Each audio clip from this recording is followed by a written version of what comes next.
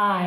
ขนาดมือพักแฮมยังหมานคักเฮงคักนอนอยู่วัดอยู่ดีๆก็มีคนเอามาลัยมาให้ตั้ง 2,000 บาทพร้อมกับข้าวนมกองบักใหญ่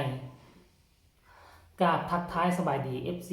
ทุกฐาน FC ทุกคนเรามาพบมาพอกับค่อยเจเบาเล่าคลิปนี้มีข้อมูลข่าวสารเกี่ยวกับศิลปินตัวน้อยน้องอายสกุลนพรทั้งเสียงวิหกเนาะมือวานนี่เป็นมือที่พักแฮมมือทำอิฐเนาะก็บ่มีม่องพักม่องพิงคันจะไปนอนบ้านพักโรงแรมเพิ่นก็เว้าตามชื่อว่าระดับเพิ่นก็สามารถนอนได้แต่ว่าเงินค้ำกำแก้วมันหายากนอนวัดนอนวาเฮาก็สามารถนอนได้ที่พันมานอนกลางดินกินกลางทรายอยู่ต่ำดงเผือกดงมันเพิ่นกับยาก็ยังอยู่ได้ภาษาอีหยังมานอนอยู่หน้าพระประธานอยู่พระอุโบสถมันก็เป็นบ่อนที่ให้นอนที่อบอุ่นสั่นละวาเนาะอันนี้ด้วยความ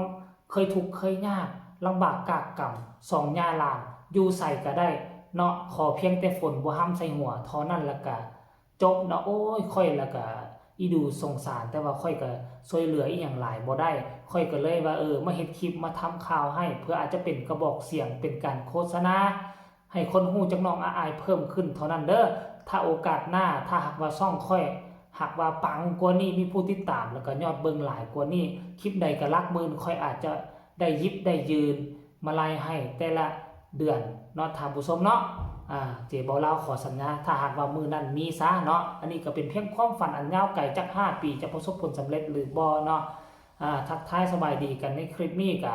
มีเรื่องเล่าข้อมูลข่าวสารเกี่ยวกับตัวน้องอายปกติแล้วถ้าเป็นระดับ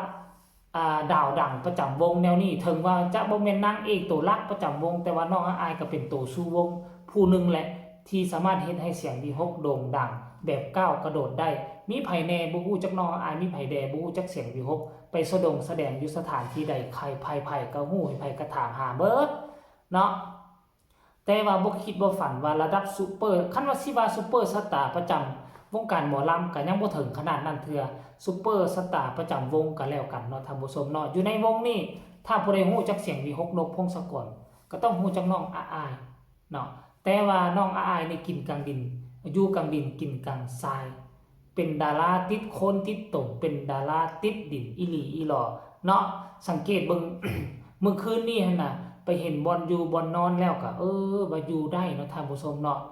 นอนปะป่นกับบรรดาแดนเซอร์ทั้งที่เขาให้สายญาว่าเป็นบอสน้อยแห่งเสียงวิหกแต่นางบ่ถือโต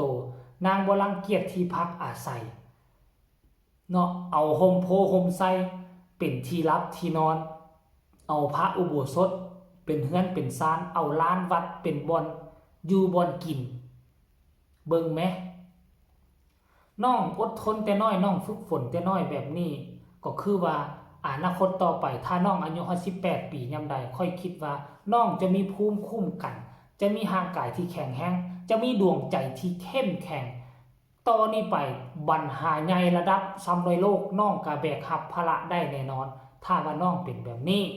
ด้วยความว่าอีดูสงสารของ FC แฟนคลับเห็นน้องติดดินแบบนี้เมื่อวานนี้ก็เลยมี FC แฟนคลับโอ้ยโอนเงินมาไล่มาให้ได้ตั้ง 2,000 คะแนนแล้วก็ได้ทั้งขนมกองบักใหญ่หลังจากที่ตอนหัวแรงหัวค่ำหั่นเพิ่นก็ได้กินข้าวกินน้ำเลี้ยงสิ้นดอกสิ้นดาดผู้เฒ่าเพิ่นเนาะเอาซื้อน้ำสีมันยังแหละสีฟ้าๆมากินมาดื่มเนาะอยู่ในลานวัดนั่นแหละท่านผู้ชมค่อยเห็นแล้วค่อยก็รู้สึกดีอกดีใจที่ว่าเด็กน้อยผู้นี้เพิ่นบ่งอบ่แง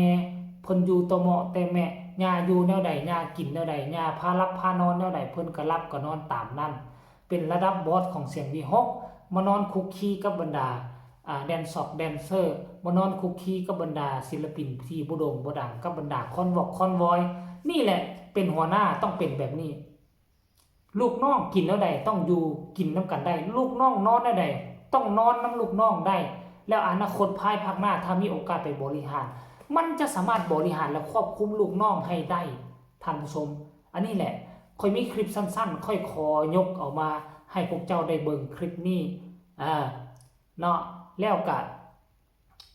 ขออนุญาตจากเจ้าของคลิปเด้อว่าแม่นความจริงแท้หรือบ่เมื่อวานนี้น้องอายได้มาไล่แล้วก็ได้ทั้งขนมจากพ่อฮักแม่ฮัก ทันนี่พยาฮู้เข้าไปฟังเลยว่าฮู้พอหักไม่ฮักคนนี้ซื้อไว้จังไดอยู่ทางใดเนาะเอ้าพี่น้องแจกแม่พุทธาค่ะขนมแล้วก็มาลัย2,000 บาทพุทธาก็ได้แม่ที่แม่อันที่แม่ละทอนคุยกับนูนั่นแหละขนมขอบคุณแม่ แม่พุทธานี่ก็แล้วก็มาลัย2,000 บาทค่ะมาแล้วเด้อแล้วอันมาถ่าโอ้ยอย่าเห็นหลานบ่ได้มาเบิ่งเฝ้าเก็บของพอแล้วจะเดินไปต่างจังหวัดก็เลยว่าเดี๋ยวหนูโทรหาหลานให้ดีใจหลายได้คุยกับหลานดีใจแห้งนี่นะคะมอบให้น้องแล้วนะคะมอบให้หลานเราด้วยแม่เด้อของยายกัดได้4 กล่องแจกแดนเซอร์พี่แม่พี่กับ4 กล่องแม่พี่กับแจกแดนเซอร์กินน้ำกันน้องกินเบิร์ดนี่สิว่าเบาหวานสตินั่งครับ ทุกคนเห็นแล้วหรือยังถ้าเห็นแล้วพวกเจ้าก็คงจะดีอกดีใจแทนน้องอายเนาะอยู่ซื่อๆก็มีคนเอาเงินเอาคำมาให้มีมาลัยมีขนมของต้อนเพราะอย่างเพราะการกระทำตัวของนางเองทั้งหมดนางกระทำตัวหน้าฮักนางกระทำตัวติดดินการที่นางติดดินบ่แม่นว่านางแถลงแต่งเป็นน้องอายนี่เป็นศิลปินมาปีนึงก็บ่ถึงขั้นว่าโด่งว่าดังบ่ถึงขั้นว่ามีเงินมีคำหลายรายรับของเราก็ส่วนใหญ่ก็ได้ทุกมื้อบ่ขาดสายแต่ว่าก็บ่หลายมากมายเฮาอิงตามมาลัยเห็นบ่มาลัยแต่ละมื้อนี่บ่แม่นแบ่งพันเลยบ่แม่นแบ่งร้อยส่วนใหญ่แล้วจะเป็นแบ่งสีเขียวๆคันบ่แม่นแบ่ง10ก็สิเป็นแบ่ง20แบ่ง10บ่มีหรอบ่เหลือแต่แบ่ง20บ่เพราะฉะนั้นแล้วถ้าไปเทียบใส่ผู้อื่นคนอื่นได้แบ่งสีแดงหมดสีเทาหมดถ้าเทียบใส่วงอื่นได้นักร้องดังคนอื่นเพราะฉะนั้นน้องก็ยัง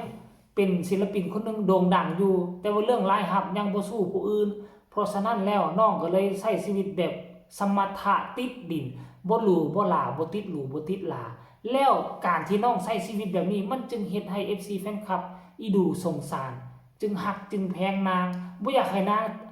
ละกาบนั่นก็ลำบากบากบั่นก็เลยว่าผู้ละเล็กผู้ละน้อยหยิบยืนเข้ามาช่วยเหลือนางเนาะไผมีน้อยก็ให้น้อยไผมีหลายก็ให้หลายดังเช่นเมื่อคืนนี้ท่านผู้ชมเนาะก็ต้องขอบบุญขอบคุณแม่ฮักท่านนั่นที่อีดูสงสารอีลาอายแล้วก็มอบข้าวต้มขนมมอบทั้งเงินมาลัยให้น้องก็ขอให้เจ้าสุขภาพเข้มแข็งแข็งแรงและขอให้น้องมี FC ลักษณะแบบนี้เพิ่มขึ้นเพื่อน้องจะได้สบายเนาะน้องจะได้ทอนเงินทอนคำไปปลูกบ้านสร้างเงินให้ยาลำได้อยู่สะดวกสบายเนาะเอาอันนี้ก็การเคลื่อนไหวอีกมุมมองหนึ่งอีกครั้งหนึ่งที่ศิลปินตัวน้อยเคลื่อนไหวมือวานนี่ฝากทุกคนกดไลค์กดแชร์กดติดตามเพื่อจะพลาดในคลิปต่อไปที่สำคัญอย่ากดข้ามโฆษณาเราพบกันใหม่ในคลิปหน้าสำหรับคลิปนี้ขอกล่าวคำว่าสบายดี